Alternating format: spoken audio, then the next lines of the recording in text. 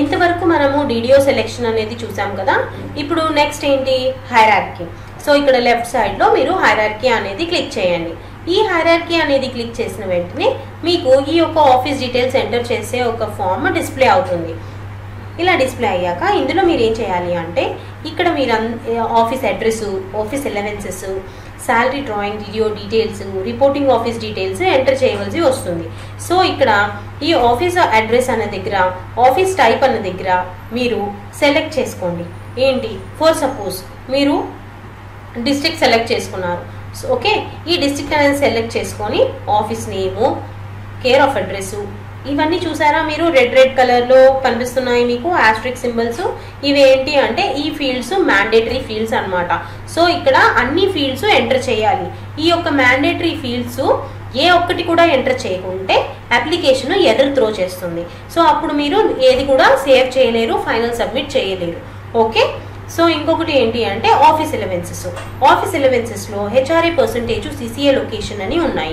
ఈ HRA percentage లో మీకు ఇక్కడ ఒక డ్రాప్ డౌన్ లిస్ట్ ఇచ్చాము. ఈ పర్సెంటేజెస్ మీకు ఏవైతే అప్లికబుల్ ఉన్నాయో అవి సెలెక్ట్ చేసేసుకొని CCA లొకేషన్ సెలెక్ట్ చేసుకోండి. ఓకే, ఇంకొకటి చూడండి, ఇక్కడ ఇంకో సెక్షన్ ఉంది, శాలరీ డ్రాయింగ్, DDO డీటెయిల్స్. ఈ దీంట్లో ఒక ఫీల్డ్ చూడండి, are you salary drawing DDO for this office, yes or no అని ఉంది. ఎస్ అని ఉందనుకోండి, బికాస్ ఎస్ అని ఉంటే ఇక్కడ బై డిఫాల్ట్ గా salary drawing DDO code, salary drawing DDO designation రెండు డిస్ప్లే అవుతాయి. ఒకవేళ నో అనే ఆప్షన్ మీరు సెలెక్ట్ చేసినట్లయితే మీరు శాలరీ డ్రాయింగ్ DDO కోడ్ ని ఎంటర్ చేయాల్సి వస్తుంది, డ్రాయింగ్ DDO డెసిగ్నేషన్ ని మీరు సెలెక్ట్ చేసుకోవాల్సి వస్తుంది. ఆ సెలెక్షన్ ఎలా అంటే ఇక్కడ మీకు మీరు మీ యొక్క ల్యాప్టాప్ లేదా సిస్టమ్ కీబోర్డ్ మీద F4 అనే బటన్ క్లిక్ చేసినా కూడా మీకు ఈ సర్చ్ ఆప్షన్ డిస్ప్లే అవుతుంది.